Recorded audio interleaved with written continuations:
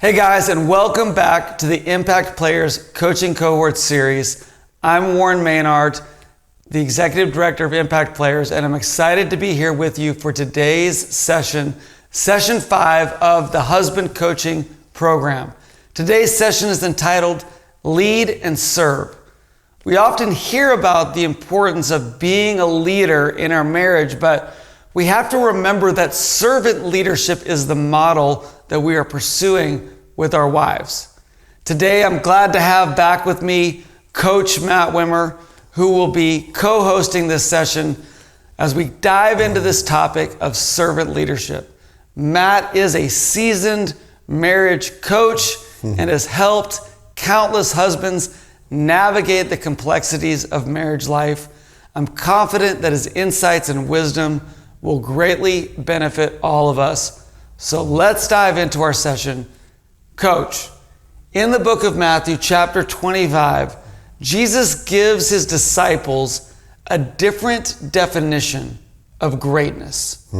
He says that it will be, if you want to be great, the greatest among you will become servants. So if we want to be great husbands, great fathers, and great leaders, that means that we're called to be servant husbands, servant leaders, servant fathers. So what does becoming a servant leader look like in your perspective? Well, the words die to self certainly come to mind, which in some ways could sound like, well, I'm completely giving up on everything. And I think it's not so much that I'm giving up on my hopes and my dreams and aspirations and the things that God naturally puts upon my heart, but it is saying, again, this is going to be something that we're doing side by side. And you know, how does that play itself? How does that look in a practical sense? It's saying, you know, look, I'm not going to say, for example, that my wife, she's in charge of the kids. No, I'm going to say, we are raising our children together. I'm not going to say, well, I'm going to handle the finances. No, it's saying we are going to talk about money issues. It's not saying, well, my career is all that matters. It may be saying, you know what, I've gotten to do my thing. Now for this season, let's help build you up to do your thing. I mean, so again, it's side by side, and what dying to self means is it's no longer about me, it's us. And God has brought us together, so let's do this together. So. Yeah, that's great. I love that idea that, you know, almost like two sides of a coin. Die to self is one side, not about me is the other. Really, you're saying the same thing. Yeah. Quit making yourself the center of the story, but really allow yourself to see the needs of your spouse, your kids, and those that you serve and lead. Matt, I want to talk about something that is very unpopular in our culture today. The words sacrifice and submission. Everybody wants to be at the top. Everybody wants to get their way and to do what they want. And yet Ephesians 5 gives a different picture. It tells us that husbands are to sacrifice for their wives like Christ sacrificed himself for the church. And wives are supposed to submit to their husbands like the church submits to Christ.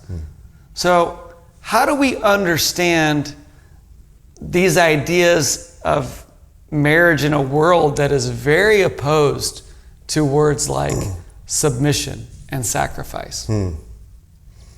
It's a loaded question. I think, again, if we're working together, so if we're dreaming together, if we're taking care of the children together, if we're doing these aspects together, there are going to be times where I am going to need to sacrifice. It may mean Well, I thought I was going to go play a round of golf with you and the fellas, but it's really important that I stay home because my wife would like me to do fill in the project. So it's I think communication is key. A lot of upfront communication so that there aren't missed expectations. It's really the sacrifice might be I'm coming home late, or I'm coming home, I'm tired, I'm exhausted.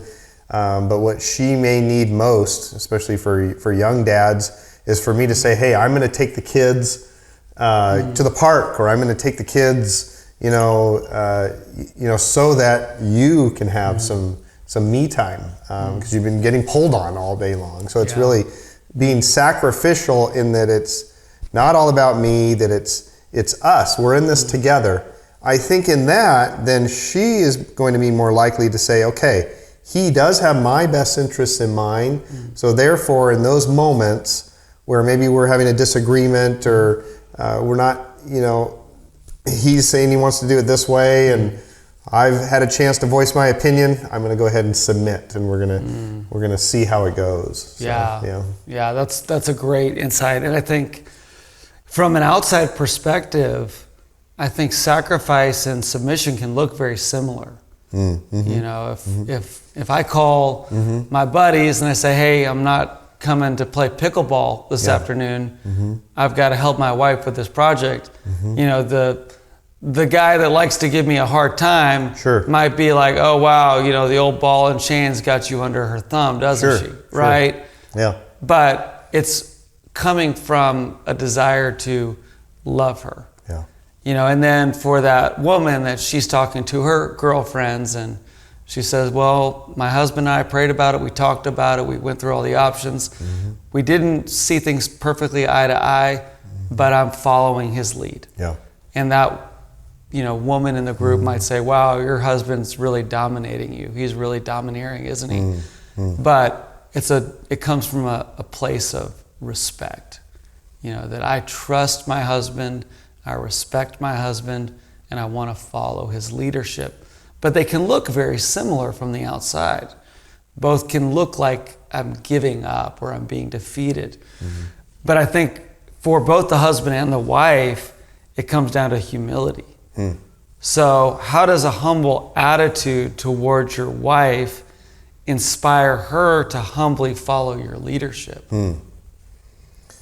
Well, you use that word respect. And I think that is an important word for us as men. I think for our wives, one of their major needs is significance. Now, when we hear that word, we think of appreciation, we think of maybe even accomplishment. Respect would be a word that would fall under that.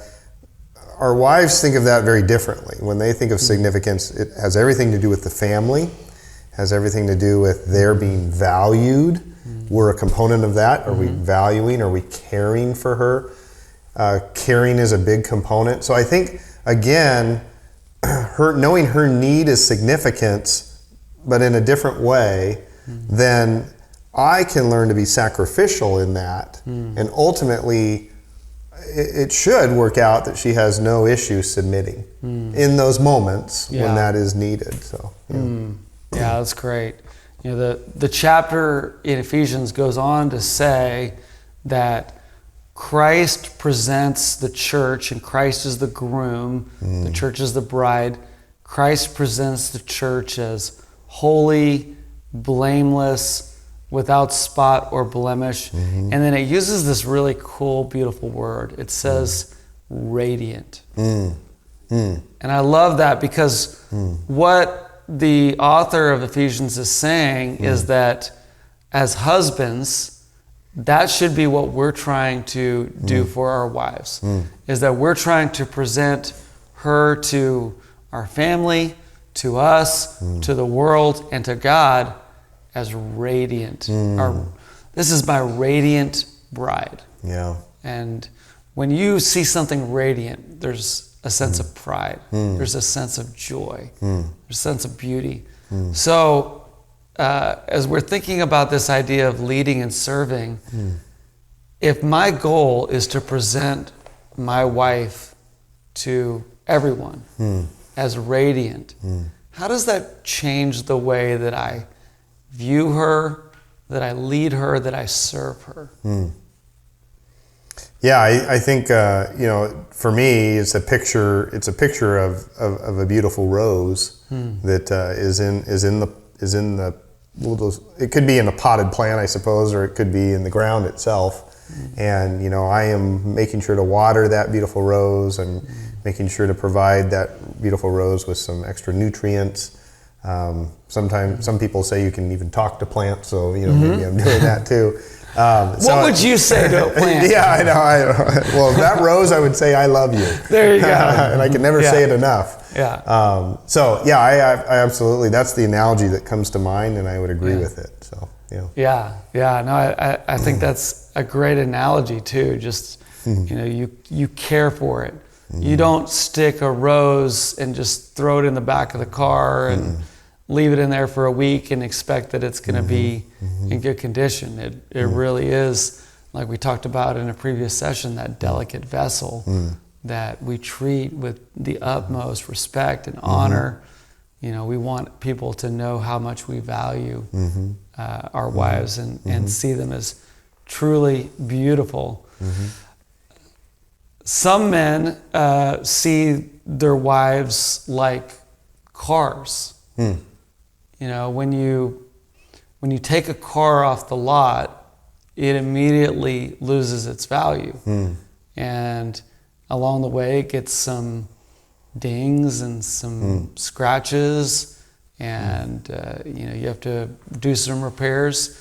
And there can be a mentality among some men that, okay, now it's time to trade in. I want a younger, more beautiful, option.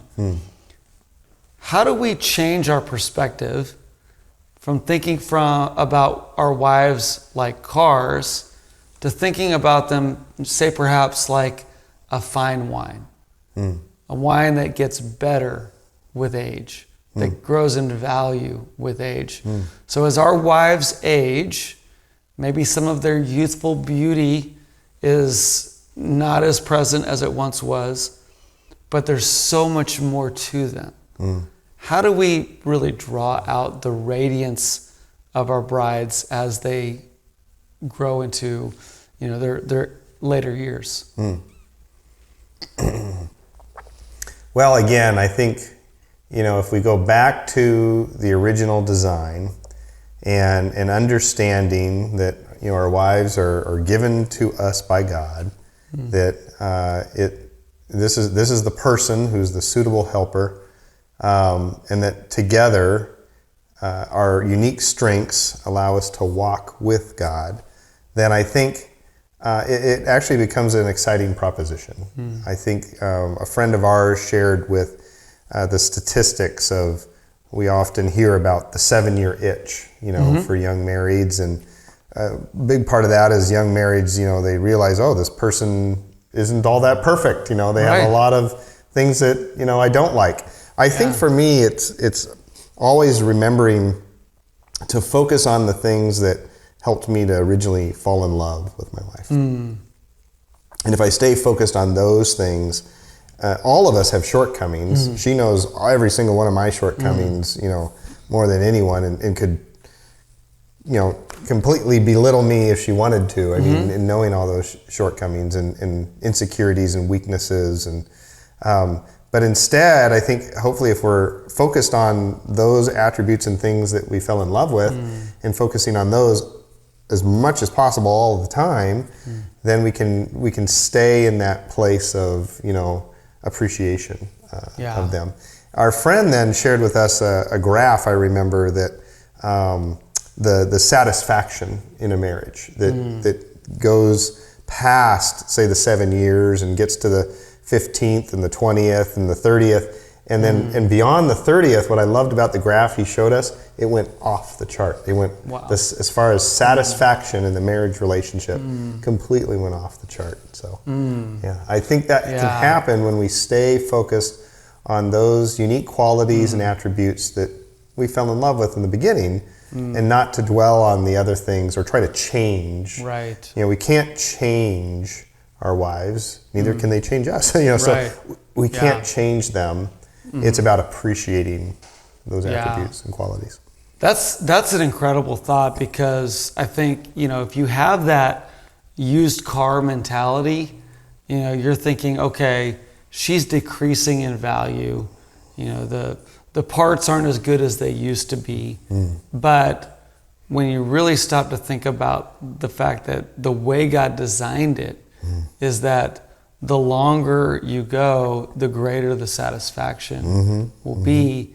Then you have to say, okay, what am I looking at? What am I valuing in order to get that satisfaction? But we've talked a little bit about some of the things that we should do as men. You mentioned being willing to take away from a fun activity in order to serve your wife with a project at home or those kind of things.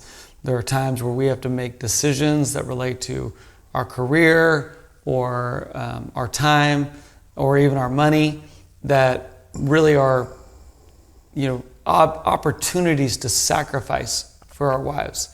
But let's talk a little bit about how we can serve and lead our wives with our words. So how we speak to them and over them and about them. How can we lead and serve through the words that we say? Yeah, simply, we can never say I love you too much. I think it's really important for us to tell our wives what we're thinking about them, at least in those positive moments. Yesterday, I have to remind myself of this sometimes, that yesterday I had to tell my wife that I really liked how her hair looked. I had thought it, but I have to actually become disciplined to say, I really like how your hair looks. So it's letting them know how we feel about them, and verbalizing that often. It's our wives need constant build up and encouragement. The world's going to try to tear them down.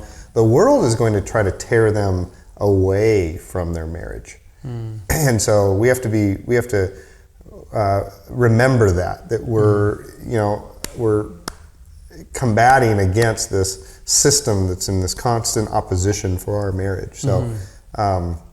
So words are very, very important.